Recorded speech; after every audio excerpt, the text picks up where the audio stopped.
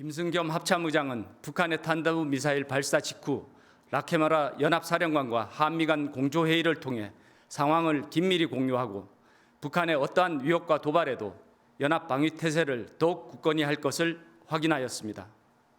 우리 군은 북한의 추가 도발에 대비하여 한미 간 긴밀한 공조하에 관련 동향을 추적 감시하면서 북한의 어떠한 도발에도 압도적으로 대응할 수 있는 확고한 대비태세를 유지해 나갈 것입니다. 예, 들으신 것처럼 북한이 오늘은 대륙간 탄도미사일을 발사를 했습니다. 이 화성 17형으로 알려져 있는데 이 담블리 과정에서 폭발했다, 아니다, 일본 열도 상공을 지나갔다 얘기들이 좀 이렇게 다양하게 좀 나오고 있는 것 같습니다. 미국에게는 상당한 위협이 될 수 있는 부분이어서 외교적 파장도 상당할 것으로 보입니다. 백승주 의원님, 어제 북한이 NLL 이남 쪽으로 처음이에요. 분단 이후 처음으로 우리 영해 근처로 이 탄도미사일을 쏜 데 이어서 오늘 대륙간 탄도미사일을 쐈습니다. 북한의 도발 수위가 점점 깊어지고 있습니다. 이러다가 정말 7차 핵실험까지 이번 주말 사이에 하는 거 아닌지 그런 우려도 나옵니다. 어떻게 보세요? 이제 국민들이 그런 걱정을 하고 있죠. 예. 전문가들도 마찬가지로 그런 걱정을 합니다. 그 북한이 지금 한반도 이렇게 여러 가지 미사일 도발을 통해서 한반도의 긴장을 고조시키는 에스컬레이션 시키는 것이 북한이 어떤 유리한 여건을 만든다 이런 판단을 하고 있는 것 같아요. 그래서 이런 도발을 하다가 2010년 경우에는 우리 호국 훈련을 계속 이렇게 돼서 거기에 대해서 문제를 삼다가 연평도 포격을 했거든요. 그래서 국지 도발을 할 가능성도 있고 또 준비 중인 7차 핵실험까지 할 수 있다 이렇게 예상이 됩니다. 오늘 발사한 미사일은 낙하 지점이 한 790km, 800km 가까이 되는데 왜 ICBM을 보느냐 국민들이 궁금해하실 것 같은데 이 정점 고도라는 거 있어요. 가장 높이 올라가는 고도가 1920km. 그 정점 고도 곱하기 한 4 내지 4.5를 곱하면은 사거리가 나옵니다. 그리고 사거리 나오면은 우리가 오늘 발사한 미사일은 한 10,000km ICBM 정도 간다. 그래서 ICBM일 가능성이 많다 이렇게 하는데 그 우리 국방부가 합참이 갖고 있는 미사일 감시 시스템에 따르면은 즉각적으로 이렇게 저온과 궤도 이런 부분을 알 수 있어요. 여러 가지 정보 추가적인 분석을 통해서 나오겠지만 오늘 발사한 것은 정점 고도로 봐서는 10,000km에 이르는 그런 미사일이라고 볼 수 있습니다. 10,000km면은 미 서부 해안 쪽에는 닿을 수 있는 미국 거잖아요. 전역을 다 타격할 수 있습니다. 동부까지도 갈 수 있나요? 그만큼 이제 굉장히 실질적인 위협이고 미국에게 보내는 어떤 상징적 메시지인 거죠. 그렇게 이 부분은 김정은이 이제 트럼프 대통령과 합의해서 모라토리움 안 하겠다 한 것이 군사적 도발행위 안 하겠다. ICBM 발사 안 하겠다는 거하고 추가 핵실험 안 하겠다고 했는데 우리가 눈여겨 봐왔어요. 북한이 계속 중량거리 미사일 발사했는데 ICBM을 발사하지 않겠다 약속을 지켜왔거든요. 핵실험도 아직까지는 이 순간까지 안 했거든요. 지금 미국에 대한 메시지가 트럼프와의 약속을 모두 파기할 수 있다는 신호를 보내고 있지 않느냐. 그러나 이 신호를 보낸 이유는 그 최고위층의 어떤 대화를 하고 싶은 이런 메시지도 되고 이렇게 그냥 두면 우리가 추가 핵실험을 하고 미국과의 어떤 트럼프 대통령과 약속을 모두 파기할 수 있다는 이런 메시지를 동시에 보내고 있다 이렇게 봅니다. 오늘 발사한 것은 대한민국에 주는 메시지보다는 미국에 주는 메시지, 바이든 정부에 주는 메시지가 분명합니다. 어제 NLL 이남으로 탄도미사일을 쏜 것은 이 남북 간의 9.19 합의를 파기하겠다는 상징적 메시지였고 파기를 하겠다는 것이 아니고 이미 사문서된 것을 다시 주금을 확인한 거죠. 사문서를 확인한 재확인. 거죠. 재확인한. 9.19 남북 군사 합의는 파괴됐다라는 것을 재확인한 행위였고 오늘은 트럼프 대통령과 있었던 북미 간에 있었던 군사적 도발 행위를 멈춘다는 모라토리움과 관련된 파기를 또 상징적으로 그렇습니다. 추가 핵실험과 ICBM 발사 모라토리움을 파기하겠다 메시지 보내고 있습니다. 근데 이게 중간에 폭발을 하면서 기술적 성능적인 부분에서 의문을 좀 갖게 만드는데 그래도 북한이 제대로 쏘면 미국 영토까지는 갈 수 있는 기술을 갖고 있는 거죠. 이 부분은 이제 미사일 끝에 보면 텔레메트리라는 게 달려 있어요. 그래서 정보를 주고받아서 정확하게 하는데 북한이 의도적으로 국제 문제를 좀 약화시키기 위해서 일본 열도를 안 가고 떨어뜨리게 했는지 안 했는지 그거 좀 기술적 테스트가 필요한데 정점 고도가 중요합니다. 정점 고도가 1920km까지 올라갔다는 것은 거의 4 내지 4.5를 곱하면은 의도했던 사거리 또 보낼 수 있는 사거리가 10,000km 가까이 된다 이렇게 볼 수밖에 충분한 없습니다. 기술력은 갖고 있다. ICBM 기술력은 이미 갖고 있다. 몇 번 실험했기 때문에 예, 예. 있습니다. 알겠습니다. 이에 맞서서 이제 우리도 강력한 방위 태세를 지금 유지하고 있습니다. 근데 지난번 이 강릉에서도 그런 사고가 있었습니다만은 이번에도 훈련 도중에 이 우리가 자랑하는 이 천국 미사일이 제대로 또 이제 교신이 안 돼서 우리도 이제 자폭시키는 일이 있었습니다. 유도탄인데 예. 이런 거 자꾸 나오면 안 되지 근데 않습니까? 천국 미사일은 이제 한 예. 고도 15에서 한 40km 정도인데 지상에서 예. 적의 전투기를 이렇게 요격하는 격추시키는 그런 예. 지대공 미사일인데 우리가 자랑하는 미사일이죠. 예. 뭐 연습과 훈련 중에 불발될 수도 있고 그런데 제가 느끼는 것은 두 가지입니다. 이걸 좀 보수적으로 보면은 훈련하다 이렇게 불발되는 군사 보안 문제가 너무 없는 것 같아요. 훈련하다 조금 되는 부분이 실시간으로 나오는 것도 예, 조금 안타깝기도 하고 예. 그러나 이 실산 실험 이런 부분이 우리가 지난 5년간 너무 연습을 안 했어요. 연습을 안 하다 보니까 이제 연습 안 한 후유증이 나타나는 예. 거다. 연습을 많이 해서 이런 사고가 안 나도록 해야 되겠죠. 예. 어쨌든 지금 우리 이 한미연합 공중훈련, 이른바 비질런트 스톰이라고 불리는 한미연합 공중훈련도 북한의 이런 잇따른 도발 때문에 기한이 연장이 됐습니다. 원래는 오는 4일 날 이제 끝날 예정이었는데 기간이 연장되고 미국의 중간 선거도 있고 북한의 무력 도발 수위가 진짜 7차 핵실험으로 갈 가능성도 너무 농후해서 이번 주말도 좀 긴장 속에서 좀 보내야 될 것 같아요. 그래서 이번에 북한이 오늘 도발하니까 한미가 합의해서 비질런트 스톰이라는 훈련을 하루 연장했지 않습니까? 예. 비질런트 스톰은 굉장히 북한으로 가서는 굉장히 검다는 훈련입니다. 왜냐하면 방어훈련이지만 200 방어훈련이지만 그 전투기가 떠서 240개가 떠서 동시에 북한에 우리가 타격하고 싶은 파괴하고 싶은 표적 700개 내지 800개를 일순간에 무력화시킬 수 있는 파괴할 수 있는 그러한 훈련이기 때문에 이걸 하루 이틀 연장한다는 것은 북한이 미사일 쏘고 이렇게 협박하지만 한국과 미국은 절대 그런 협박에 굴하지 않겠다는 의지, 메시지를 북한에 분명히 전달하려는 겁니다. 오늘 연장한 것은 그런 의도가 있지 않나 이렇게 봅니다. 예. 올 들어서 북한이 쏜 미사일을 돈으로 환산해 보니까 한 1,000억 원 정도. 그러니까 북한 주민들이 1년치 쌀을 사 먹을 수 있는 양이다. 이런 얘기가 나옵니다. 이것도 일종의 전략입니까? 그러니까 북한의 미사일 재고를 소진시키기 위한 우리 쪽의 전략이라고 할 수 있습니까? 우리가 그렇게 소수로 유도한 것이었기 때문에 우리 전략은 아니고요. 예. 그걸 가지고 옛날에 그 레이건 대통령 때 SDI를 해서 미국이 그걸 계속 소련이 따라오더래 가지고 소련의 국가 재정을 붕괴시키고 그 소련을 해체시킨 전략인데 그렇게 말씀하는 분도 있는데 우리가 그런 걸 유도하지 않았습니다. 이 부분은 북한이 무모한 하나의 그 국가 체제 운영에 있어서 주민보다는 북한 주민의 식량난, 북한 주민의 어떤 민생고보다는 그 지도자 위험을 좀 보여주려는데 대외 전략이 이렇게 치중하는 아주 잘못된 선택의 모습이죠. 북한이 먼저 도발했기 때문에 우리가 대응 차원에서 훈련도 하고 이러는 것이지 우리가 이제 북한을 경제적으로 뭐랄까 이렇게 고갈시키려고 하는 건 아니죠. 아니다. 북한이 계속 도발했기 때문에 우리는 방어적 차원에서 훈련을 하고 있는 거죠. 어쨌든 남북 간의 군사적 긴장이 계속 고조되고 있는 것 같아서 좀 매우 걱정스럽습니다. 특히 이제 이태원 참사와 같은 국가적인 재난 상황에서 북한이 왜 이런 무모한 행동을 계속하는지 지금 이해하기 어렵습니다. 다음 이슈로 가보겠습니다.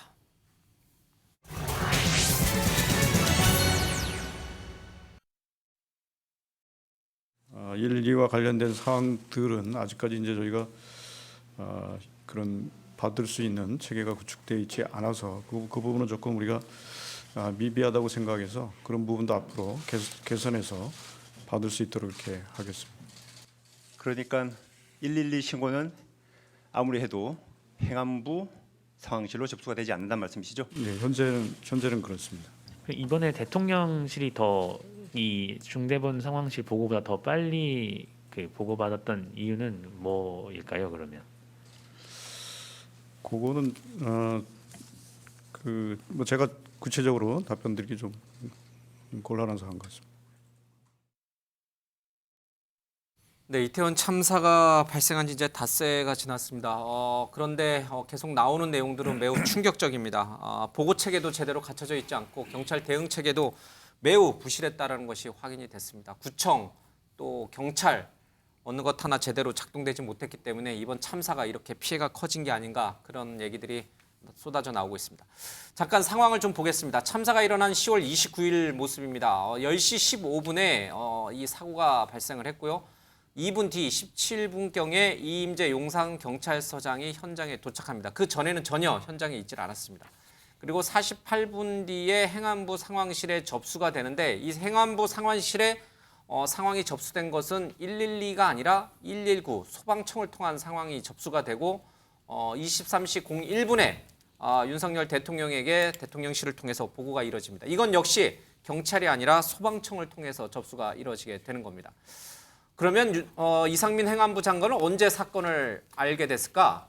무려 대통령보다도 훨씬 뒤에 11시 19분에 상황실 문자, 이건 역시 소방청을 통한 문자입니다. 행안부 장관이 대통령보다 더 늦게 상황을 인지하게 됩니다.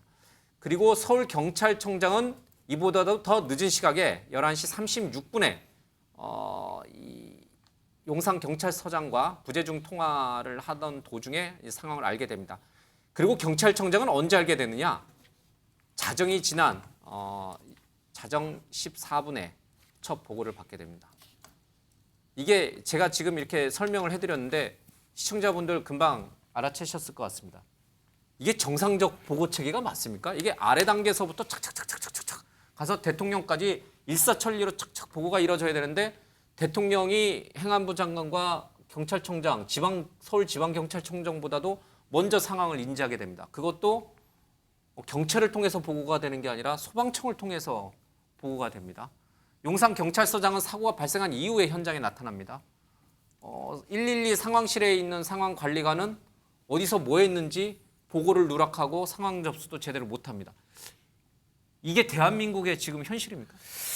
그렇습니다. 이제 우선은 저는 뭐 어떤 사태의 책임 이전에 행안부 장관, 행정과 안전에 대한 대통령의 인식의 문제점을 지적하지 않을 수 없습니다. 단순히 이 사건이 반면교사되기를 바랍니다만은 예컨대 앞으로 기후 변화라든지 엄청난 재난들이 오고 있고 서울이나 전국을 비롯해서 도시 인프라를 다시 깔아야 되고 디지털 대전환이 오고 있는 웹 3.0 시대의 행정 체계를 완전히 개편해야 될 때 이상민 장관과 같은 어떤 법조인의 역량만 가지고 또 실제로 이상민 장관이 처음에서 한 게 뭐냐 하면 결국에는 경찰국, 즉 법무부 장관이 검찰을 장악하고 뭐 행안부 장관은 경찰을 장악 이런 생각으로만 집중하다 보니까 사실은 전체적인 체제 그리고 또 용산구청장의 첫 발언이 그런 거 아니겠습니까? 이거 축제 아니다.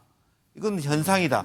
결국 10월 15일부터 16일까지 있었던 이태원 문화축제는 자기네들이 주최했기 때문에 축제고 케어할 수 있고 이것은 아니다라고 하는 것은 정말 잘못된 판단이다. 그런 부분에서 저는 이제 지금으로부터라도 이거는 뭐 매뉴얼상에 다시 한번 짚어봐야 될 시점이 왔다라고 보입니다.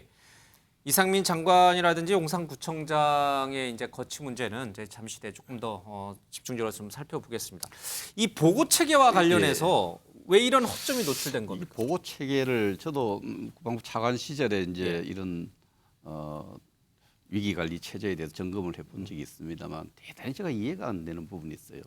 소방방재청 상황실에서 10시 48분에 약간의 동파 개념을 합니다. 동시 전파. 이거는 위기 관리는 재난 같은 위기 관리는 개통을 따라가면 시간이 걸리기 때문에 동시 전파 개념이에요. 직계관계지. 동파를 했어요.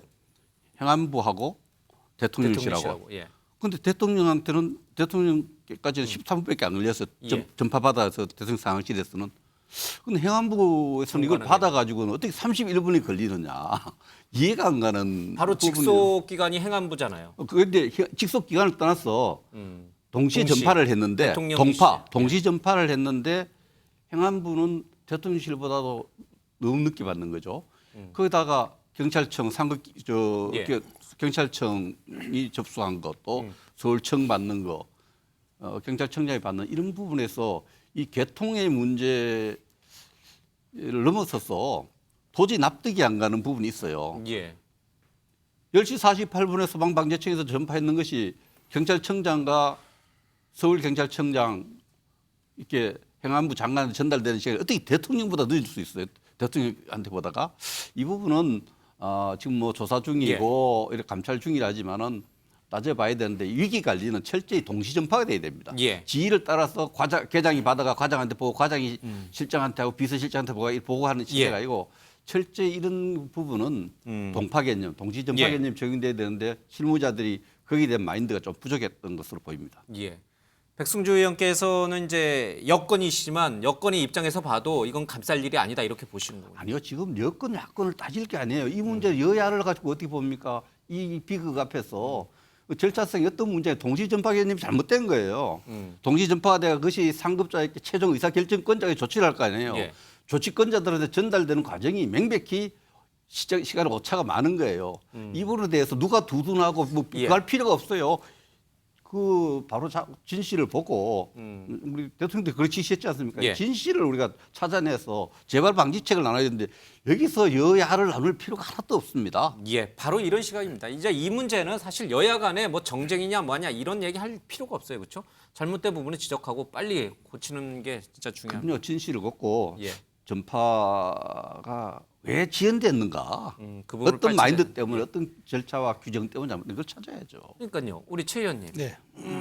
자꾸 이제 뭐 세월호 참사랑 이제 비교하는 게 또 이제 당시에 이런 어떤 유족이나 이런 분들의 마음을 좀 아프게 하는 것 같아서 좀 조심스럽긴 합니다만은 그 대형 참사를 겪고 나서 우리가 모든 보고 체계나 사회 시스템 안전에 대한 여러 가지 매뉴얼들 만들고 많이 바꿨잖아요.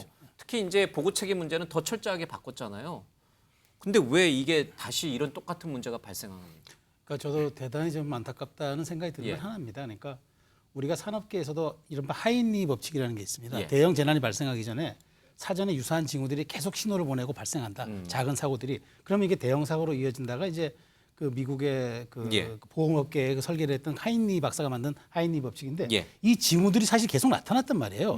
그러니까 그 전해보다도 이 전해보다 인구가 그러니까 유동 인구가 배로 늘어났고 전에는 마스크를 쓰고 방역을 했는데도 불구하고 그렇게 많은 인파가 왔는데 이번은 충분히 그 예견됐던 사고고 그래서 이런 점들에 대해서 그다음에 그 최소한 10만여 명이 모일 수 있는 그런 그 대형 그 정말 용산구에서는 아주 일어날 수 그러니까 그 발생하는 대단히 큰 군집 규모 행사인데 여기에 관할 구청장, 해당 자치단체장이 모습을 드러내지 않았다는 것도 사실 지금 이해가 안 되는 부분이에요. 왜냐하면 선출직이기 때문에 해당 부구청장은 아마 서울시에 소속된 3급, 4급 공무원이었을 겁니다. 그렇다면 그분이 할 수 있는 제한적인 역할이 있을 수밖에 없고 그것에 뛰어넘는 이른바 정무적 판단, 그다음에 전체적인 상황 지휘는 역시 선출직인 구청장이 해야 되거든요. 그런 점에서 해당 지방 시군에서 10만 명 단위 행사가 있었다고 생각해 보십시오. 당연히 해당 시장 군수가 조치를 하고 현장에 나갔겠죠. 그런 것들이 또 아쉽고 저는 그렇습니다. 우리가 만약이란 말을 쓰지 않습니까? 만약. 그 만약이라는 건 그 왜 단어를 쓰냐면 발생 빈도가 매우 낮기 때문에 만약입니다. 그러나 그 만약이 현실화됐을 경우에는 이게 일파만파의 재난이 되거든요. 그러니까 우리가 벼랑 위에는 밑에 앰뷸런스를 갖다 놓는 게 아니고 안전 펜스를 쳐놔야죠. 그래야 사고를 방지하는 것 아닙니까? 그게 사실상 행정의 역할인데 그게 정치의 역할인데 그런 것들이 저는 되지 않은 것 같아서 정말 많은 분들이 지적합니다만은 너무 아쉽고 안타깝습니다. 아주 적절한 비유를 드신 것 같습니다. 벼랑 밑에 앰뷸런스를 갖다 놓을 게 아니라 벼랑 위에 안전 펜스를 쳐야 된다. 예방을 하는 게 더 중요하다. 그렇습니다. 사고 난 뒤에 수습하는 게 무슨 의미가 있겠습니까? 맞습니다. 최경철 의원님, 지금 경찰이 아주 신속하게 이임재 용산경찰서장을 대기 발령시키고 보직해임시키고 유미진 서울청 인사교육과장 당시에 이제 상황관리관이었어요. 112 상황실에 대기 발령 조치를 내렸습니다. 이 두 분이 뭐를 했을까? 이제 경찰에서는 근무태만이라는 얘기를 꺼내고 있습니다. 이 두 사람이 근무태만으로 보고라든지 상황 대처가 굉장히 미흡했다라고 해서 보직해임이라든지 대기 발령 조치의 근거로 들었는데 광화문 광장에서 보수 진보 단체 집회가 있었습니다. 대규모 집회다 보니까 모든 기동대 인력이 다 거기에 투입됐습니다. 뭐 이분들도 다 거기 신경 쓰느라 이태원에서 열리고 있는 축제가 아닌 행사에, 그렇죠? 용산구청장 말에 의하면 축제가 아닌 행사에 5만 명이 도모이든 뭐 골목길이 꽉 막히든 신경 쓸 여력이 없었다. 이분들이 책임져야 될 거는 분명해 보이는데 이분들이 책임지는 선에서 그러면 끝나는 것인가? 일선 이태원 파출소 직원 20명이 이계조로 돌아가는 그 파출소 직원들이 근무태만으로 그러면 이 문제는 사고 원인이 다 끝나는 건가? 책임이 끝나는 건가?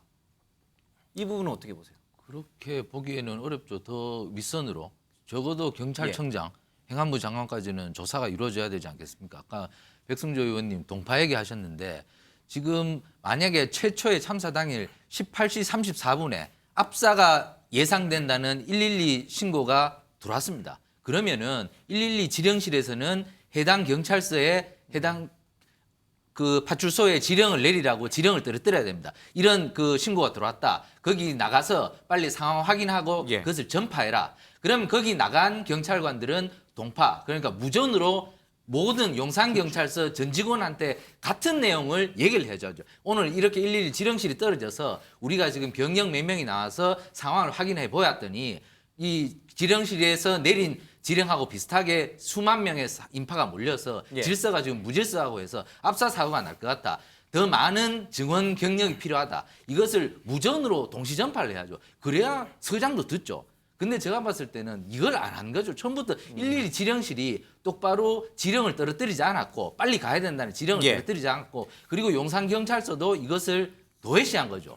그렇기 때문에 현장 출동이 되지 않았고 현장 출동이 되지 않았으니까 확인이 안 됐고 이 상황을 모든 용산경찰서 직원들에게 동시 전파 무전이 안 됐던 거죠. 그렇기 때문에 이 상황을 경찰서장이 몰랐던 거죠. 그러니까 이 문제는 112 지령실이 처음부터 지령을 잘못 떨어져서 이게 상황이 어떤지 파악을 못했다는 겁니다. 그러니까 이 상황을 현장 경찰관이 가서 파악을 했더라면 사람이 너무 많이 와서 압사 사고 예상되니까 기동대를 출동시키든지 빨리 사람을 모아야 되겠다. 사람을 모으려면은 그 위로 계속 보고가 돼야 되지 않습니까? 근데 이게 보고가 안 되니까 사람을 모을 수가 없었고 결국엔 참사가 일어나는 것인데 이것은 결국에는 지금 용산경찰서와 112 지령실을 맡고 있는 서울청의 그 총경이죠. 그 분은 유미진 총경에 대해서 지금 일단 조사가 들어갔는데 이분들을 지휘 감독하는 분들에 대해서도 책임을 물 수밖에 없죠. 이분들 왜 이렇게 행동을 했을까? 그러면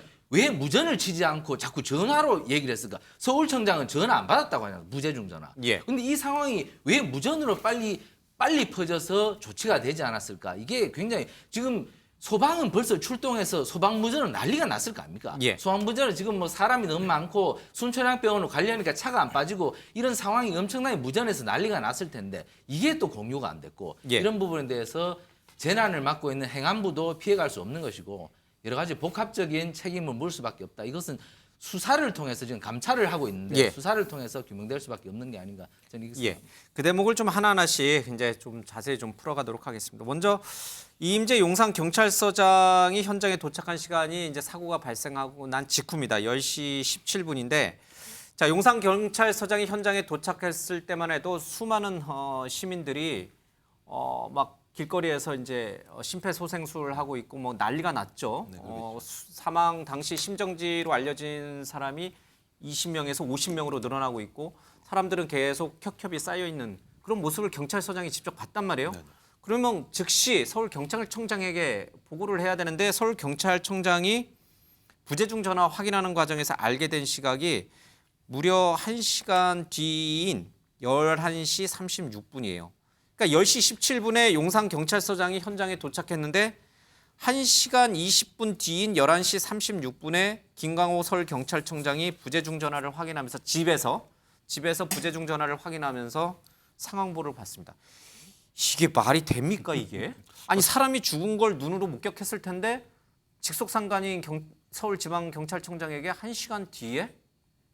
그러니까 이분 관해서 이제 앞으로 이제 수사나 조사를 통해서 되겠습니다만 말씀하신 것처럼 지금 용산서장이 22시 17분 도착이니까 참사가 난 지 한 2분 정도 후에 도착한 거 아니겠습니까? 그렇다면 바로 서울경찰청장이나 경찰청장에게 대통령실에게 직접적으로 연락을 해야 되는데 연락을 안 한 자체는 전 전혀 이해가 안 되는 상황인 거죠. 그러니까 상황에 대한 장악도 안 되는 거고 상황 판단도 제대로 안 된 상황이라는 것밖에는 달리 유추할 수가 없는 측면들이 분명히 있는 건데요. 더 큰 문제는 말씀하신 것처럼 대통령 같은 경우도 46분 후에 알았다는 거잖아요. 그다음에 행안부 장관은 1시간 5분 후에 알았다는 것이고 서울청장은 1시간 21분, 경찰청장은 1시간 59분 후에 알았다는 건데 전 이것도 아주 문제입니다만 아마 대통령실에서 국정상황실에서 최초에 아마 이 소방청에서 내용들을 받았을 거예요. 그럼 46분에 받았으면 다시 재전파를 해야 되는 거잖아요. 원래대로 얘기한다면. 그럼 국정상황실에서 이 사태가 매우 민감한 사안인 거고 국민이 죽어나가는 상황이라고 얘기한다면 당연히 옆에 있는 행안부 장관이든 아니면 서울경찰청장이든 청장한테 재전파를 해야 되는데 이것도 안 했다는 얘기밖에 안 되는 거거든요. 대통령실이 거꾸로 경찰청장하고 행안부 장관에게 알렸어야 된다. 그러니까 보고 체계도 문제입니다만 보고와 관련해서 재난대응 시스템이나 위기관리센터에서 이 내용들이 들어왔으면 이것도 다시 전파하는 과정들이 있어야 되는데 이것도 안 했다는 거예요. 그러니까 제가 볼 때는 최초 이 문제와 관련해서 정부가 없었다, 국가가 없었다라는 얘기 자체가 레토릭이지만 수사인지만 알았는데 결론적으로는 보고 체계도 문제입니다만 보고를 받은 이후에 저희 지시를 이행해서 사태를 수습하는 문제 같은 경우도 총체적인 문제가 발생했다는 거죠. 제가 볼 때 왜 이런 일이 발생했을까 말이 안 되는 측면이 있기 때문에 저도 이 문제와 관련해서는 소위 대통령실을 필두로 하는 위기관리 시스템 자체 내에 뭔가 큰 문제가 있었던 거다. 그러니까 집중해야 될 방향 자체와 관련해서 다른 무엇인가가 훨씬 더 중요한 부분으로 존재했었기 때문에 이것에 집중하다 보니 일상적인 재난 관리가 안 된 측면들이 분명히 있는 거죠. 저는 이 문제에 대해서 만약에 정확하게 원인 조사를 해서 여기에 대해서 엄중하게 처벌하지 않는다면 저는 앞으로도 마찬가지입니다만 이런 일이 반복적으로 벌어질 수 있는 측면들이 분명히 있다라는 측면들. 그래서 저는 이번 조사와 수사의 핵심적인 내용들은 저희 보고 라인도 문제입니다만 보고가 된 이후에 다시 재전파해서 사태를 수습하는 문제 같은 경우도 매우 문제가 많았다는 생각이 들어서 총체적인 국가 위기관리 시스템의 붕괴를 우리가 본 거다. 저는 지금도 이해가 안 돼요. 알겠습니다. 이 대통령실의 아래로 전파하는 문제는 잠시 뒤에 조금 더 자세히 다뤄보도록 하겠습니다. 지금 이제 용산경찰서장의 이제 수상한 행보에 대해서 얘기를 했고 유미진 서울청 인사교육과장 이제 당시 112 상황실이었습니다. 여기는 112 상황실은 총경급 간부들이 이제 돌아가면서 당직 근무를 서게 되는데 이 참사가 발생한 시각에 이 유미진 총경은 본인 사무실에 있었습니다. 원래는 112 상황실에 를 떠나지 말고 거기서 당직 근무를 해야 되는데 본인 사무실에 있었다고 알려지고 있습니다. 아마 광화문 집회 현장 관련된 뭔가를 이제 뭐 하고 있었겠죠. 어쨌든 상황실에 없고 본인 사무실에 있다 하더라도 이런 대형 참사가 발생했다는 보고를 받으면 즉시 서울경찰청장 그리고 본청 청장에게 경찰청장에게 즉시 보고를 했어야 되는데 왜 이렇게 보고를 안 했을까? 이게 참 미스테리합니다. 이게 정말 이해가 미스테리합니다. 정말 미스테리예요. 그 상황을 보고받으면 동파 개념도 있고 상관한테 전화를 드리면 부재중 전화를 안 받는다는데 우리가 왜 기관장들한테 보좌관을 둡니까? 기관장 보좌관을 두면은 그 기관장이 다른 업무나 다른 개인 일이 있으면은 그 옆에 스태프들한테 심지어 가족들한테도 연결이 되어서 이런 위급한 상황이 그 전달이 돼야 되거든요. 그 부분에 대해서 뭐 사정이 있었겠죠. 그날 저녁에 여러 가지 제한 소요가 있었고 또 집중해야 될 우선순위가 있었습니다만 이런 부분에 대해서 왜 그렇게 전달이 안 됐을까? 저는 지금도 이해가 안 되는 부분이에요. 대통령께 11시 8분에 대통령께 보고가 된 거예요. 1분입니다. 11시 1분. 11시 1분에. 11시 1분에 보고가 됐는데 그래서 21분, 20분 정도 지나서 대통령이 장관을 중심으로 해서 생명을 구해라. 이렇게 지시를 했으면은 21분에 했는데 경찰청장이 12시 넘어서 0시가 넘어서 14분, 0시 14분에 그 지시 대통령 하명 사항을 조치 사항을 받았다는 게 이해가 됩니까? 저는 이해가 안 돼요. 우리 대통령이 일찍 보고를 받아서 11시 21분 지시를 했는데 그 지시가 경찰청장에게 전달된 것이 0시 14분이다. 이런 부분요. 진짜 뭐 우리가 철저히 좀 조사해 볼 필요가 있죠. 이건 정말 잘못된 위기관리 체제다 시스템 유구무원입니다. 지금 뭐 특별 감찰팀뿐만 아니라 이 국가수사본부 특별수사본부가 압수수색과 함께 이 부분을 지금 집중적으로 따지고 있으니까 도대체 왜 이런 이해하기 어려운 상황 조치가 있었는지 좀 알게 될 것 같습니다. 또 하나 짚어봐야 될 대목은 112에 신고가 접수가 되면은 이 경중에 따라서 이제 코드 0부터 코드 4까지 4단계에 걸쳐서 이제 긴급 명령이 5단계에 걸쳐서 이제 긴급 명령이 이제 떨어지게 됩니다. 코드 제로는 아주 위급한 상황이에요. 반드시 해당 지역에서 제일 가까운 경찰이 현장 출동을 해서 현장 점검을 해야 되는 게 코드 제로와 코드 1인데 112 신고가 접수가 됐을 때 코드 제로와 코드 1이 발동이 됐어요. 그러면 이태원 파출소가 제일 가깝잖아요. 이태원 파출소 직원을 빨리 현장으로 출동시켜가지고 야 정말 압사 당할 것 같다는 신고가 들어왔는데 이거 빨리 어떻게 된 건지 알아봐라. 빨리 보고해라. 이렇게 조치가 돼야 되는데 현장 출동이 안 갔어요. 이태원 파출소 직원들, 경찰들 얘기를 들어보면 당시에 112 신고가 굉장히 많았다고 합니다. 평소보다 한 10배는 더 들어왔대요. 압사 신고 말고 뭐 도난 신고, 뭐 다쳤다는 신고, 싸움 신고, 뭐 여러 가지 신고들이 있었겠죠. 그래도 코드 제로와 코드 원, 압사에 준하는 그 코드 원과 코드 제로가 발동됐을 때는 당연히 갔었어야죠. 출동했었어야죠. 그러니까 저는 그게 매뉴얼이잖아요. 코드 제로와 코드 원에는 협업을 해가지고 그다음에 공조해가지고 빨리 현장 대응을 하라는 게 매뉴얼에 있잖아요. 위급한 상황이다. 근데 그것도 안 했지 않았습니까? 그러니까 저는 이게 우리 말하자면 안전관리 시스템이 너무 이제 관성적이었다고 저는 생각을 드는 매너리즘에 겁니다. 그러니까 매너리즘 빠지고 그러니까 늘 이태원에는 많이 모였고 늘 이태원에 주말에 붐볐고 근데 작년 헬로윈 한 5만 명 왔는데 넘어갔고 사고 없이 갔고 네, 올해 10만 명 온다는데 조금 걱정은 되지만 뭐 큰일이 있겠어요라는 그런 일과 관행 이른바 우리가 경로 의존성이라고 하죠. 근데 경로 의존성이 우리가 가끔 보면은 집에 가는 길에 어떻게 뭐 술이 취해도 늘 가는 길에 가듯이 그런데 그거는 일상에서 관계없는데 안전 매뉴얼에서 경로 의존성은 정말 위험하죠. 왜냐하면 그게 관행이고 타성이니까. 제가 아까 말씀드렸지만 우리가 만약이라는 이야기를 왜 합니까? 만약은 발생 빈도가 거의 없기 때문에 만약이라고 합니다. 근데 만약에 무너지면 이건 댐이 터지는 겁니다.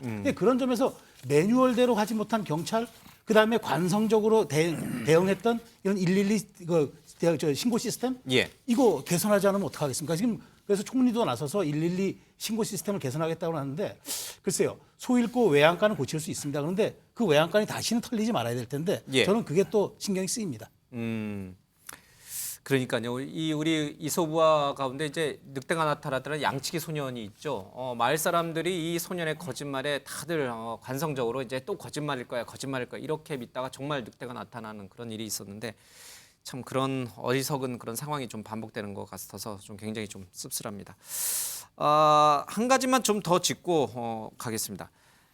이 참사가 발생한 게 이제 10시 15분 무렵이지 않습니까? 근데 정말 기가 막힐 노릇이 사람이 막 죽어가고 있고 인명 구조를 위해서 모두가 총력을 다하는 그 상황에서 그 현장에서 불과 몇십 미터 떨어져 있는 다른 골목길에서는 여전히 음악 소리가 들리고 여전히 사람들이 춤을 추고 여전히 헬로윈 축제 파티를 즐기고 있었다고 합니다. 이럴 수는 없거든요. 그러니까 경찰이 돌아다니면서 가게마다 돌아다니면서 음악을 꺼달라 지금 대형 사고가 났다라고 전파하기 시작한 시각이 다음날 새벽 1시 35분입니다. 3시간이 지난 다음에서야 경찰 인력들이 주변 술집을 다니면서 사람이 죽었다는 소식을 알리고 음악을 꺼달라는 얘기를 합니다. 그 전까지 사람들은 몰랐으니까 물론 파티를 즐기고 있었겠지만 이게 대한민국에서 벌어졌다라는 게 이게 정말 너무 충격적입니다. 그러니까 이거는 이제 사실은 이제 구청의 역할입니다. 우선은 구청이 주최하지 않았다 하지만 엄격하게 더 들어가 보면 이태원 관광특구연합회와 상인연합회가 주도한 민간 주도의 흐름이라고 보아진다면 그 부분과 관련된 사전 협의도 했지 않습니까? 그런데 너무 그런 부분이 안일하게 되어 있었고 이제 그러다 보니까 사실은 어떻게 보면 구청에서 음식업 중앙회라든지 실제로 그런 술집과 관련해서 직접 바로 라인을 만들어 갈 수 있고 또 상인연합회라든지 실질적인 어떤 특구연합회를 통해서 전체 상인들한테 이 사건이 빨리 문제가 됐다라고 하는 그런 구청의 작업들이 제일 빨라요. 음식점에 들어가서 경찰이 사고 났습니다라기보다는 왜냐하면 단속권자니까. 사실 그렇지 않습니까? 단속 나옵니다라는 걸 누가 합니까? 구청에 그런 구청의 역할들이 없었고 또 하나는 CCTV가 다 돌아가고 있었어요. 이렇게 되면 오히려 인간보다는 AI가 낫다. 저는 오히려 매뉴얼보다는 지금 시그널의 문제에 집중해야 된다고 봅니다. 아까 예를 들면 코드 1, 코드 2는 코드 1은 아동 범죄나 살인범이 이 앞에 인지를 잡고 있을 때 출동하는 거예요. 그 정도 급이군요. 그런 시스템은 아니거든요. 보니까 그런 것이나 사람이 많아서 죽을 것 같다는 거하고 살인 범죄가 바로 아동을 인질로 잡은 거하고 다르기 때문에 출동을 안 해버린 거거든요. 그러면 이건 매뉴얼에 탓할 게 아니라 시그널을 봐야죠. 이건 보통이 아니네. 그런 것을 용산구하고 실제로 상인연합회하고 경찰이 협력해야 될 부분입니다. 그 부분이 없었다는 게 아쉬움이에요. 그것도 있지만 제가 전체적으로 너무 추상적인 표현이고 포괄적인 표현일지 몰라도 디스플레인 기강의 문제인데요. 이게 그 이기 신호를 보내고 그걸 받는 사람들이 어떤 긴장감, 기강의 문제, 그 옆에 영업하는 사람들 기강의 문제 있는 사회적 전체적인 어떤 기강이 많이 약해져 있는 게 아니냐, 해이해 있잖아요. 이런 부분에 대해서 지적하지 않을 수 없고 또 언론 속보가 많이 나오지 않습니까? 언론도 사실은 10시 정도 되면 이 SNS 받으면 브레이크 뉴스에서 전 언론이 조금 더 이런 문제에 뭐 정부에게만 책임을 하고 언론들도 빨리. 이 부분에서 좀 브레이크 뉴스를 그 속보를 긴급 속보로 해가지고 우리 서울 이 전체에 예. 알렸더라면 조금 예. 뭐 경찰청장도 좀 빨리 알았지 않겠어요? 저희 그래서 그런 언론도 부분에서 언론도 예. 이 부분에서 사회적 책임으로부터 완전히 자유로울 수는 예. 없다 그렇게 생각을 합니다. 예, 맞습니다. 언론들도 좀 자성할 부분은 분명히 좀 있어 보입니다. 그러나 이제 언론사마다 조금씩 차이는 있긴 합니다만은 이제 유튜브에 먼저 이제 이런 충격적인 얘기들, 영상들이 돌았고, 그걸 이제 사실 확인하는 과정을 좀 거쳤고, 그러면서 준비가 되는 대로 언론사들마다 11시 전후로 이제 긴급 속보를 전하고 뭐 특보도 하고 그랬습니다. 어쨌든 뭐 그런 부분에 대해서는 언론도 책임을 좀 면하기 어려운 부분도 분명히 있는 것 같습니다. 또 한 가지 짚어봐야 될 대목이 있습니다. 이태원 파출소 직원들은 그럼 뭘 했는가? 이 비난이 좀 쏠리고 있는데 이 비난이 과연 타당한 비난인지 아니면 이 비난 속에 우리가 살펴봐야 될 또 다른 팩트, 또 다른 진실은 없는지 이 부분을 좀 들여다봐야 될 것 같습니다. 일방적으로 이태원 파출소 직원을 탓할 일인가? 먼저 이 경찰 직장 협의회 대표의 얘기를 먼저 들어보겠습니다. 제가 파출소를 가보니까 11명 중에 한 8명 정도가 신임 경찰관들이더라고요. 1년에서 3년 된 신임 경찰관들이 과연 감찰을 받으면 어떤 마음일까. 사실 그 조사를 받는다는 건 되게 좀 두려움이잖아요. 감찰을 하다 보면 경찰 내부에서 그 약간 먼지털이식 감찰이라든가 이 사건과 별개의 기존의 뭐 근무 형태라든가 이런 걸 감찰 조사를 하는 경향들이 상당히 있었거든요. 예, 사고 현장 맞은편에 있는 이태원 파출소 직원들이 조금만 더 현장을 잘 관리했더라면, 조금만 더 인원을 통제했더라면, 차량을 통제했더라면 참사를 막을 수 있었던 것 아닌가. 이렇게 첫날 비난이 쇄도했죠. 이태원 파출소 직원들이 감찰 대상이 되면서 블라인드 앱이라든지 이런 쪽에 여러 가지 글들을 올렸습니다. 그 글들을 읽어보니까 우리가 뭔가 조금 잘못 알고 있는 부분이 있구나 이런 생각도 좀 듭니다. 한 가지 짚어봐야 될 대목은 이태원 파출소 직원이 올린 글 가운데 그런 얘기가 있습니다. 분명히 우리가 이 행사가 있기 전에, 이태원 할로윈 행사가 있기 전에 20명 갖고는 그 인원을 통제하기 어렵다. 기동대를 좀 보내달라라고 요청했다라는 얘기가 나옵니다. 네. 그것을 용산서에서 묵살을 했는지 서울경찰청에서 묵살을 했는지는 조사를 통해서 좀 봐야 되겠습니다만은 그 이태원 파출소 직원 입장으로는 우리 파출소에서 근무하는 20명 갖고는 그 많은 인파를 통제하기 어려우니 행사 당일날 지원을 좀 해달라라고 했는데 지원이 안 됐습니다. 지금 언론에 보도 나온 내용은 당일날 광화문에서 대규모 집회가 있어서 기동대가 다 글로 가야 돼서 인원이 없다였습니다. 이때 누군가가 상황 판단을 좀 제대로 했더라면 어땠을까? 지금 이 내용들을 추적하다 보면 좀 공포스러운 측면들이 있어요. 예. 내용을 추적하다 보면 말씀하신 것처럼 타 방송사에서 보도를 한 건데 3, 4, 4일 전에 서울경찰청 경찰관이 내부 메신저로 물어봤다는 거 아니에요? 이태원 파출소장한테 헬로윈 관련해서 대비하고 있느냐 물어봤더니 이태원 파출소장이죠.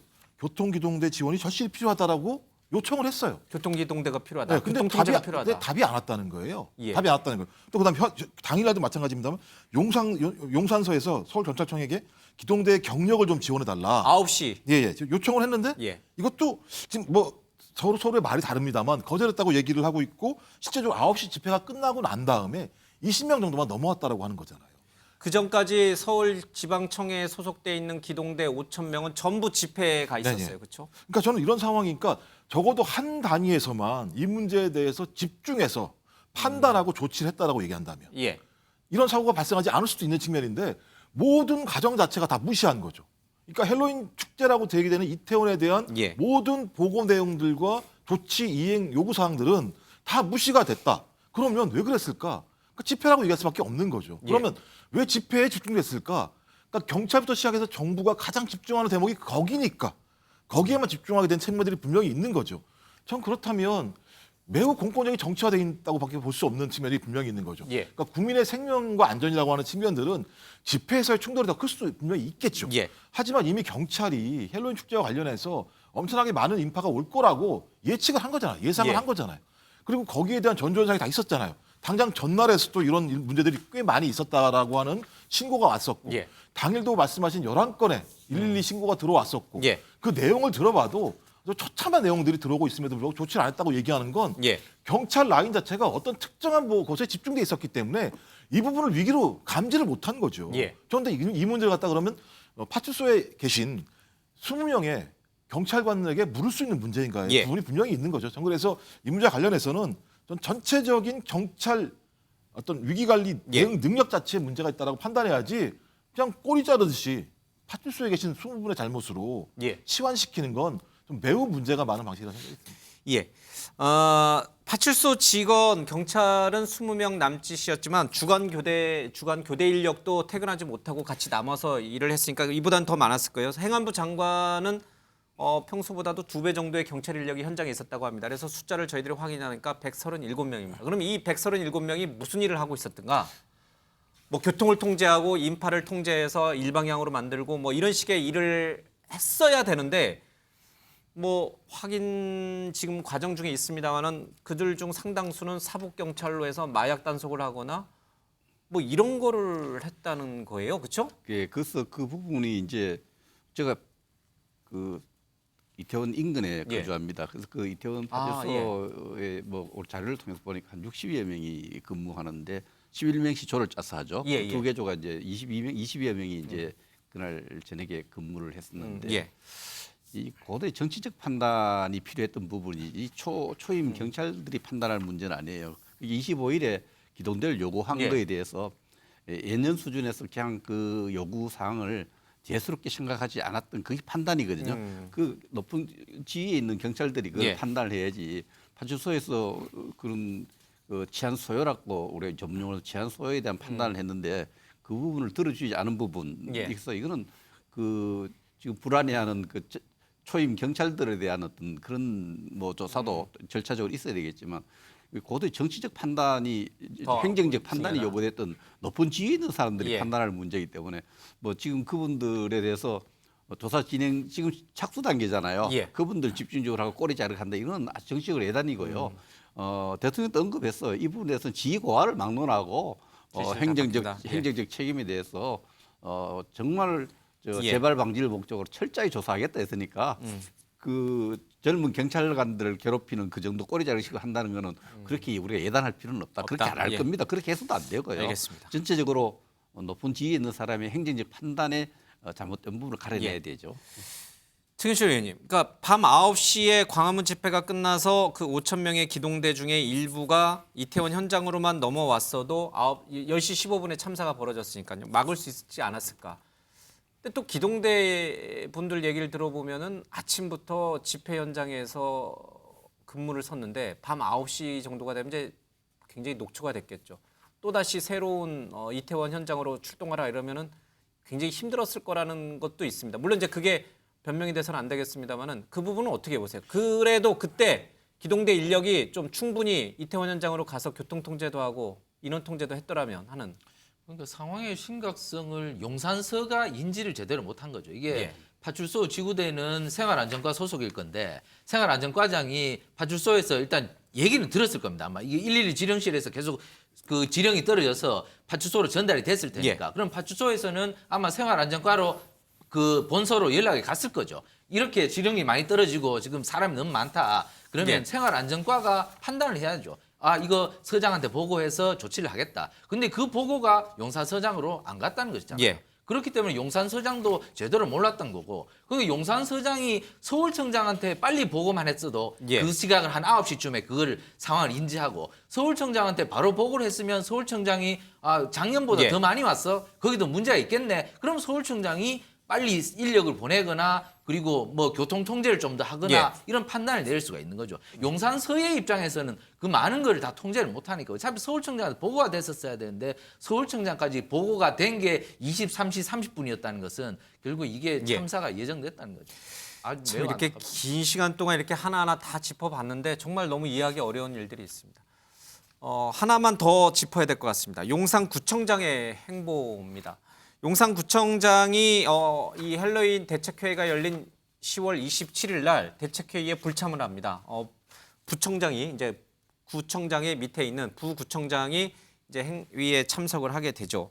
그러면 어디를 갔느냐?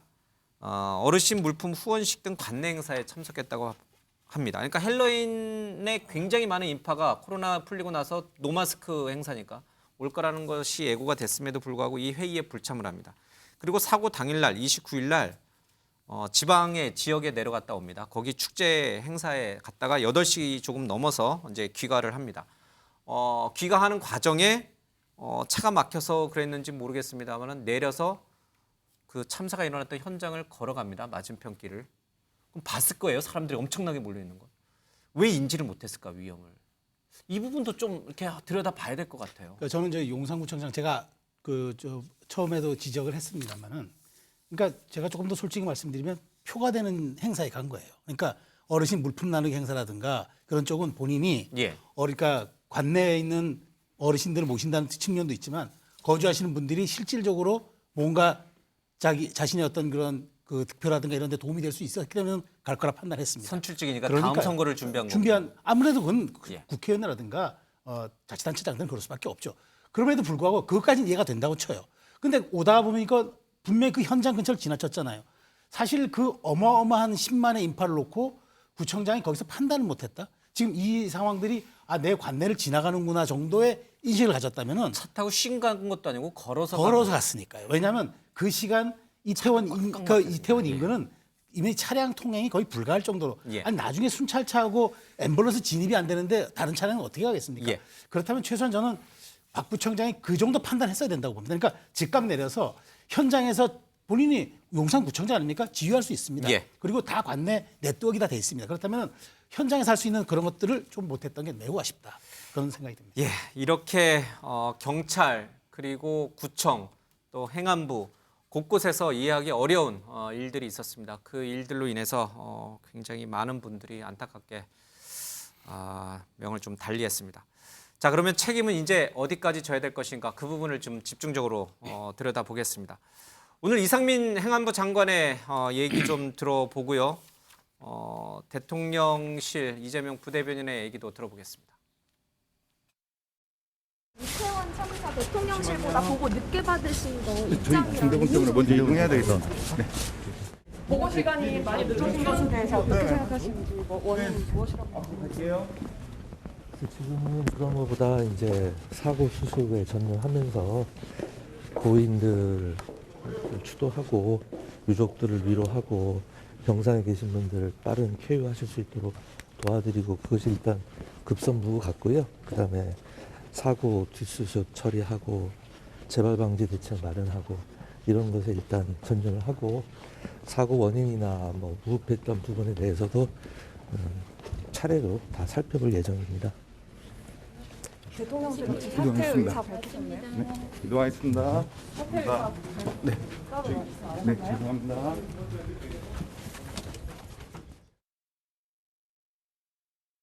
윤희근 경찰청장하고 이상민 장관에 대한 경질은 불가피하지 않나 생각한다. 대통령실 고위 관계자 입장에 대해서는 어떻게 생각하시나요? 그 부분에 대해서는 충분히 검토 가능한 일 중에 하나라고 생각을 하고요. 그렇지만 검토 가능한 일과 실제로 행해지는 일은 차이가 있기 마련입니다. 결과가 나오고 난 이후에 그에 대한 적절한 책임 소재를 가리는 것이 일의 순서고 그게 적절하다는 말씀을 드리고 있습니다. 사태 수습을 한 이후에 행안부 장관이나 경찰청장의 거취에 대해서는 그때 가서 검토를 해도 늦지 않다고 하는데 그게 아니죠. 지금 진상규명이나 사태 수습을 할 사람들이 지금 문제가 큰 사람들이고 그 사람들이 그 자리에 있으면 왜곡되고 진상이 가려질 위험이 더 크기 때문에 그래서 저는 사태의 수습은 이상민 행안부 장관과 경찰청장의 파면으로부터 시작이 된다고 생각합니다. 자진 사퇴도 저는 그렇게 해서는 안 되고요. 대통령이 즉각 파면을 해야 된다고 생각합니다. 경찰청장과 행안부 장관의 이 책임론 얘기가 계속 줄곧 나오고 있습니다. 어떻게 보세요? 지금 애초에는 이제 참사가 알려지고 나서 경찰청장과 행안부 장관은 지휘 체계상 책임을 질 수밖에 없지 않겠느냐. 그래서 대통령실에서도 이제 두 사람에 대한 경질론 얘기가 많이 나왔습니다. 근데 아직까지 그런 조치는 취해지지 않고 이상민 장관은 어제 대통령을 수행해서 분향소에 참배까지 갔습니다. 대통령의 강력한 요구에 의한 것이다. 이런 얘기까지 지금 보도가 됐는데 이상민 장관은 그러면 그대로 이렇게 품어주는 것이고 윤희근 경찰청장만 책임지고 물러나는 것인가? 이런 얘기도 나옵니다. 어떻게 보고 계세요? 글쎄요. 이상민 장관 입장으로 들어가 보면은 결자 해지하고 싶지 않겠어요? 예. 사고 수습하고 뭐 사퇴를 하도록 해야 되겠다 이런 마음이 들 테고 저는 이걸 철저하게 어떤 기준점을 잡는다면 국민 눈높이, 국민의 가슴 눈높이, 가슴 높이, 특히 피해자와 피해자 가족, 피해자 지인, 국민 눈높이에서 이상민 장관에게 뭘 요구하고 있느냐, 윤석열 정부에서 자기 어떻게 해야 되느냐에 대한 답은 나와 있다고 생각해요. 지금 제가 따로 이렇게 결론적으로 이야기를 안 드려도 이미 집권 여당으로부터 또 많은 정치인으로부터 또 이 국민들의 목소리 속에서 이 상황에 대한 이 비극에 대한 책임을 누군가 져야 되는데 이상민 행안 장관이 이 책임 추상 같은 책임 요구에 대해서 이제는 답을 해야 될 시기다 이렇게 생각을 합니다. 거기에 대해서 결자 해지 또 선 조사 후 그 조사 결과를 보고 판단해야 돼 이런 부분요. 윤석열 정부에 엄청난 부담을 줄 겁니다. 부담을 안 주는 차원에서라도 이상민 장관이 거친 문제에 대해서는 속지 않은 마음으로 국민 가슴, 국민 눈높이 수준에서 조속히 결심을 해야 된다고 생각합니다. 야당 분들에게 물어보면은 너무 답이 너무 예측 가능한 답을 하실 것 같아서 조금 더 들어보겠습니다. 최수영 의원께서는 어떻게 보십니까? 저는 그 대통령께서 저는 정무적 판단하실 거라고 생각을 합니다. 다만 지금 이제 우리가 그 얘기가 있잖아요. 행안부 장관과 경찰청장이 책임 있는 사람들이 이거 수습하는 게 말이 되느냐? 지금 당장 물러나고 해야 된다. 그런데 자 그럼 수습을 하게 되면, 그러니까 본인 사퇴를 하게 되면은 뭐 인사청문회를 통해서 또 새로운 사람이 올 수가 없어요. 근데 기다려야 되지 않습니까? 저는 그렇기 때문에 일단 차관이라든가 뭐 그다음에 그럼 서울청장도 지금 책임이 있다고 하는데 그럼 누가 이 사태 수습합니까? 그러니까 저는 이번 주까지는 국가 애도 기간이고 그다음에 다음 주 정도에는 저는 제가 보기에 지금 국가수사본부가 지금 수사에 착수했고 특별감찰반이 지금 착수가 됐기 때문에 좀 국민 감정도 지금 있어서 조속한 결과를 내리라고 봅니다. 그럼 저는 그 총체적인 걸 가지고 저는 총리라든가 누가 먼저 선제적으로 이 사태에 대한 좀 결과를 발표하고 그 다음에 최종 상태로서 대통령께서 종합적이고 체계적이고 정리된 최종 상태의 국민 메시지를 내면서 그때 저는 거취에 대한 책임을 물어도 늦지 않다고 생각합니다. 그렇게 가는 것이 순차적이고 그렇게 가는 것이 또 오히려 다음을 위한 그런 어떤 발판이 좀 될 수 있지 않을까. 당장 정지라는 것보다. 그렇죠. 네, 저는 그렇게 생각합니다. 지금 대통령실의 공식적인 입장 표명은 사고의 원인과 뭐 여러 가지 수사를 통해서 잘잘못을 분명하게 가린 다음에 거기에 상응하는 조치를 취한다. 이게 이제 대통령실의 공식 입장입니다. 뭐 국면 전환용 인사는 하지 않는다는 게 공식 입장입니다. 근데 행안부 장관도 경찰청장도 밑에 부하 지휘관들이 늦게 보고를 해서 늦게 하는 거잖아요. 그럼 그 사람들에게는 직접적인 사고 책임이 없다고 해야 되는 게 맞나요? 나 같은 책임이 있다고 볼 수밖에 없는 거죠. 그리고 지금 이 가장 무거운 책임은 행안부 장관이 있는 것이죠. 행정안전부는 안전을 지키는 부서입니다.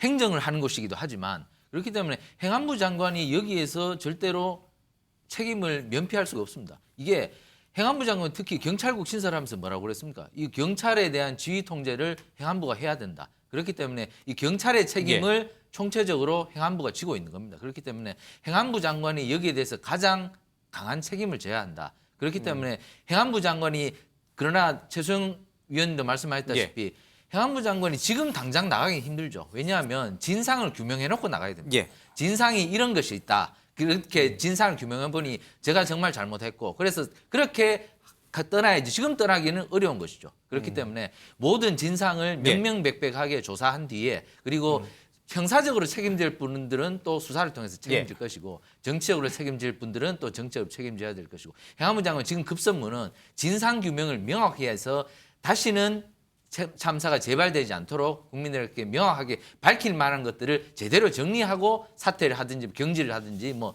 파면을 당하든지 그 길을 가야 될 것 같습니다. 경찰국을 밑에 산하로 뒀습니다마는 정작 경찰로부터 보고받지 못한 행안부 장관도 그래도 책임이 있다 이렇게 보시는 거예요. 그렇습니다. 경찰국을 설치할 때는 경찰에 대한 지휘 통제가 행안부가 해야 된다고 명백히 말씀해놓고 지금 이렇게 밤늦게까지 보고를 못 받았다는 것은 지휘 통제를 하겠다고 약속해놓고 약속을 지키지 않은 것이죠. 거기에 대한 책임이 그렇습니다. 있다. 알겠습니다. 책임이 있다고 생각합니다. 자, 민주당에서는 이 수사를 받아야 될 대상들이 수사를 지휘하는 게 말이 되지 않는다면서 국회 차원의 국정조사 요구를 하고 있습니다. 여당에서는 이 검수완박으로 인해서 이 검찰의 수사권도 뺏어놓고 수사권도 없는 국회가 뭘 진실을 밝히겠냐 이렇게 반발하고 있습니다. 들어보겠습니다. 이태원 참사 진상규명과 책임자 처벌을 위한 국정조사 요구서를 조속히 제출하겠습니다. 여당도 철저한 원인 규명을 주장하고 있는 만큼 이태원 참사 국정조사를 반대할 하등의 이유가 없을 것입니다. 신속한 진상규명을 위해서는 반드시 내주 본회의에서 국정조사 요구서를 처리해야 합니다.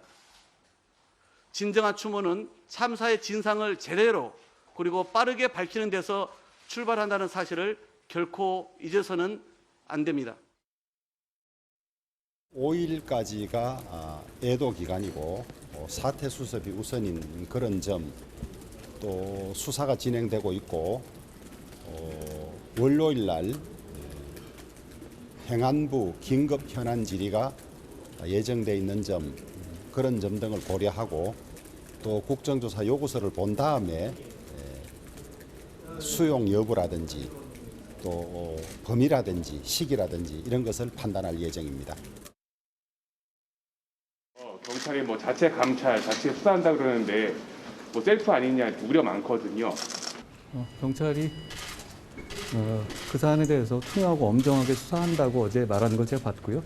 그 이상으로 제가 특별히 아는 건 없습니다. 다만 지난 검수완박 법률 개정으로 검찰이 대형 참사 관련해서 직접 수사를 개시할 수 있는 규정이 빠졌습니다.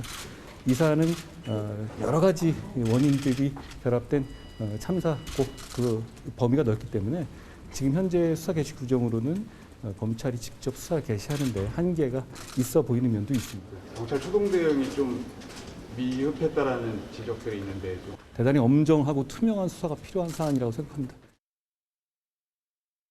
예, 검수완박 법안을 민주당이 국회에서 처리해가지고 검찰이 수사할 수 있는 권한이 없는데 국회 차원에서 국정조사하면 명백하게 원인, 사고 원인과 또 책임, 소재 이거 다 밝힐 수 있어요? 뭐 그것을 밝히는 부분들은 뭐 어쨌든 뭐 새로운 경찰을 부르든 어쨌든 그 조사서에 의한 조사위원들로 인해서 밝힐 수는 있을 겁니다. 근데 그 전에 제가 드리고 싶은 얘기는 민주당도 자유롭지 않다라고 하는 거죠. 아, 이번 참사와 국가 관련해? 전체의 예. 위기체로 봤을 때 예. 사실은 검찰이 가지고 있는 수사 권한들을 다 경찰한테 줘서 경찰 인력들이 수사하느라 또 시위 막느라 사실은 실질적으로 통제할 수 있는 인원에 있어서의 압박을 받았다는 것도 예. 생각할 수밖에 없고 지금 이제 법무부 장관 얘기한 것처럼 매우 얄밉게도 수사할 책임이 없다 검찰이 대형 재난에 대해서 공수처는 어때요? 공수처도 없습니다. 공수처도 경찰 수사 못해요? 네. 그러니까 이제 고위공직자 수사 비리 수사에 국한해서 하는 것이지. 고위공직자여야 되니까. 그러니까 실제적으로 뭐 그런 부분에서 경찰이 경찰을 수사할 수밖에 없는 지경을 누가 만들었냐? 민주당이 만들었다 해도 과언이 아니에요. 이제 그런 부분에 대해서 다시 한번 우리가 곱씹어 볼 필요가 있는 거. 국가 전체를 봤을 때 과연 민주당이 무슨 짓을 했는가라고 하는 부분으로부터 자유롭지 못하다라고 하는 거고요. 예. 뭐 사실은 4분의 1만 그 국정조사 요구서를 내면 되기 때문에 의장은 받아들일 수 있을 겁니다. 이제 그런 부분을 조금 지금으로라도 예. 국정조사를 하던 새로운 아마 이번 주말을 넘기면서 행안부 장관의 사태가 거의 국민의힘이나 대통령실은 상수로 보기 때문에 국면 전환 이후에 다시 판단할 문제다 그렇게 봅니다. 예. 오늘 나와 계신 분들은 이제 여야로 이렇게 나눠놨는데 오늘 저 당파성은 전혀 보이지 않고 서로 제가 이게 헷갈릴 정도로 어쨌든 민주당의 검수완박 법안으로 인해서 이런 경찰이 경찰을 수사할 수밖에 없는 이런 상황을 만든 건 민주당이다 이런 얘기를 하셨군요. 국정조사가 그러면 정말 답이 될 수 있는 것인가? 제가 볼 때는 국정조사를 일단 해서 조사 주체를 좀 정해야겠죠. 저는 예를 들어 지금 그 옆에 동의하기 좀 어려운 측면들이 분명히 있는데 왜 그러냐면요. 그러니까 한동훈 법무부 장관이 이런 단어를 던지게 되니까 이 논쟁으로 다시 가게 되는 부분이 있는 거예요. 그러니까 검찰 수사권 분리 내용과 이것이 무슨 상관이 있겠습니까? 실제적으로는 실질적인 연관이 없는 내용인데 저런 한마디를 던지고 나니까 여당에서 그 내용 가지고 계속 물고 늘어지는 거죠. 근데 경찰 스스로가 경찰을 수사하지 못한다는 원리라면 검찰도 마찬가지인 거예요. 검찰에게 제기된 문제는 검찰 수사할 수 없어요. 그러니까 그렇게 그런 논리로 따지면 모든 것을 수사할 수 없어요. 그럼 그 조직을 수사할 수 있는 다른 또 수사기관이 필요하다는 얘기가 반복적으로 꼬리를 보고 나올 수밖에 없기 때문에 지금의 핵심적인 내용들은 그 문제가 아니다. 적어도 행정안전부 장관이 안전과 관련된 주무부처의 장관이라고 얘기한다면 본인이 어떤 정치적 책임을 질 것인가에 대해서 본인이 얘기를 해야 돼요. 아무 얘기도 하지 않고 있습니다. 근데 이분이 수습할 능력이 있겠습니까? 이분이 뭐라고 말씀하셨습니까? 그전과 비교했을 때 특별히 우려할 정도의 많은 인파가 모였던 것은 아니다라고 얘기한 다음에 그다음에 한 얘기가 예단과 정치적 선동을 하지 말아라. 본인이 예단을 해놓고 나서 이렇게 이후에 본인에 대한 비판에 대해서 이렇게 말씀하시고 그다음에 또 하나는 통상과 달리 경찰이나 소방 인력이 미리 배치됨으로써 해결될 수 있었던 문제는 아니었던 것으로 파악하고 있다. 근데 미리 배치했으면 다 해결될 수 있는 문제라는 것이 밝혀지고 있잖아요. 근데 이런 분이 어떻게 수습을 합니까? 이런 분이 어떻게 진실을 밝힙니까? 거기에 대해서 야당이든 국민이든 정치적 책임을 지라고 하는 문제와 관련해서 대통령은 연이틀 조문에 같이 행안부 장관을 데리고 다니는 모습을 보게 되면 경질하지 안 하겠다는 시그널밖에 안 되는 거 아니겠습니까? 그럼 예를 들면 이 정부를 뭘 책임지겠다고 하는 부분인지에 대해서 국민이 알 수 없는 거죠. 근데 갑자기 논쟁이 검찰 수사권 분리 문제로 튀어가는 거예요. 그게 무슨 상관이 있습니까? 따지고 보면 제가 볼 때는. 저는 그래서 어떻게 보세요? 이 문제를 자꾸 이 비극 앞에서 정치인들도 그렇고 이 비극 앞에서 정치 공세가 될 만하고 정파적으로 이해될 만한 말들은 좀 절제해야 될 것 같아요. 이 진실을 규명하는데 하고 대한민국을 생각해야 됩니다. 이 비극 앞에서 정치적 이익을 탐하고 정치 공세. 나는 정파적 이익을 위해서 국정조사하자고 했다면 반대하겠습니다. 그러나 진실을 규명하기 위해서 국회 권한을 이용해서 4분의 1의 의원이 제안을 하고 그게 또 이제 조사 계획서를 내갖고 또 통과시키고 진실 규명 차원에서 이 문제를 접근해야지 정치적 이익을 탐해서 정치적 공방을 벌이거나 그런 거는 언동은 지금 맞지 않다 이렇게 생각을 합니다. 한동훈 장관이 검수완박 법안을 이 문제와 관련해서 꺼낸 거는 어떻게 보세요? 타이밍과 관련해서 이 검수완박과 그런 부분이 그 최고 전문가 아니겠어요? 법무장관으로서 그런 부분에 뭐 검토해서 나왔겠지만 사실 이 진실을 규명하는데 무슨 법이 있어서 못하고 무슨 법이 없어서 잘하고 이렇게 정치 공방을 벌이는 거는 저는 바람직하지 않다고 봐요. 그 부분 또 우리가 국정조사하는 과정에서 야, 검수완박법이 대형 참사를 조사를 하는데 좀 방해가 되면 그때가 조정을 하자 이렇게 나와야 되지. 이렇게 정치 공방으로 갈 수 있는 이런 발언들은 절제하는 게 맞다. 애도 기간이고 또 그분들을 생각하면 지금 기준은 그분 피해자들과 가족과 그분들의 기준에서 모든 문제를 좀 다뤄야지 정치적 이익을 좀 떠나면 어떨까요? 그런 생각을 해요. 저는 뭐 검찰의 수사가 미비 지금 할 수 없고 지금 경찰의 조사 못 믿겠다면 국정조사 정도의 것은 할 수 있다고 보는데 다만 국정조사로 가면 안 됩니다. 그리고 저는 여야가 합의로 이거는 별도로 합의해가지고 민간 방재 전문가 그다음에 피해자 관련 사람들까지 다 포함시켜서 어차피 지금 국정조사 하려면 시간도 길어요. 그러니까 차라리 그렇게 해서 임팩트 있게 여기에 짜임새 있게 이거를 원포인트로 이태원 참사만 한번 들여다볼 수 있고 결론 낼 수 있는 쪽으로 가야지 이걸 그냥 여야 합의 여야만 가지고 정치권만 가지고 국정조사를 가자 이거 해결하지 말자는 얘기 혹은 많은 시간이 소요되기 때문에 결국 이게 시간으로 해결될 수밖에 없다는 얘기 그렇게밖에 안 들리거든요. 이 점은 한번 고민해볼 지점이라고 봅니다. 알겠습니다. 마지막으로 한 가지 짚어봐야 될 대목은 행정안전부에서 이번 참사와 관련해서 희생자로 표현할 거냐, 뭐 사망자로 표현할 거냐, 또 이 분향소에 사망자 분향소로 할 거냐, 희생자 분향소로 할 것이냐, 뭐 이런 식의 좀 논쟁이 있었습니다. 잠깐 인권위 얘기를 잠깐 좀 들어볼까요? 이게 합동 분향소가 정부 합동 분향소입니까? 아무런 명기가 없습니다. 그리고 사고 사망자 합동 분향소로 되어 있습니다. 분향소 명칭부터 바꾸십시오. 그렇게 하실 용이 있으시죠? 저희들이 그게 권고사항인지는 생각을 해봐야겠고요. 어떤 의견이 필요한지 그걸 상의하겠습니다. 참사로 봐야 되는데 사고로 명칭을 하고 있어요. 어떻게 생각하세요? 참사가 맞죠? 사고가 아니라. 사고 또는 사망자는 최대한 무색 투명한 용어를 쓰고 싶다라고 하는 그 의사가 반영된 용어라고 생각을 하고요. 예, 행안부는 사망자라고 하라 표기하라고 공문을 내려보냈습니다만은 윤석열 대통령께서도 참사라는 표현을 썼어요, 그렇죠? 그 저희 MBN은 참사와 뭐 희생자 이걸 구분하지 않고 상황에 맞게끔 쓰게끔 이제 저희들은 하고 있는데 굳이 이런 논란이 필요할까요? 필요가 없지만 일단 뭐 기준은 정해두는 게 맞죠. 예. 한꺼번에 많은 희생자가 발생하는 사건은 보통 참사라고 합니다. 예. 그리고 참사의 희생자로 씁니다. 그것이 과거의 전례였기 때문에 참사로 쓰고 희생자로 쓰는 게 맞습니다. 그 대신 뭐 중간에 용어를 쓰다 보면은 사망했다, 숨졌다 이런 어휘는 쓸 수가 있지만은 예. 공식적인 용어는 이번은 참사다. 그리고 이번에 돌아가신 분들은 희생자다. 이렇게 해서 영영에 대해서 우리가 머리를 숙이고 그리고 충분한 예우를 갖추는 예. 것이 저희 국가의 도리고 많은 시민들의 도리겠죠. 그러니까요. 그렇게 하면 되는데 왜 행정안전부 저런 공문을 보내서 논란을 키웠는지 모르겠어요. 무슨 뭐 행정적으로 뭐 실수가 있었는지 모르겠지만 어쨌든 과거의 전례를 봤을 때는 참사와 희생자가 맞다고 말씀드리겠습니다. 예.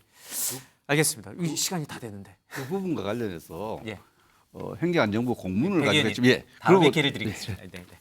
민주당도 죄송합니다. 정치 공방이 너무 심하다고요. 용어 알겠습니다. 프레임으로.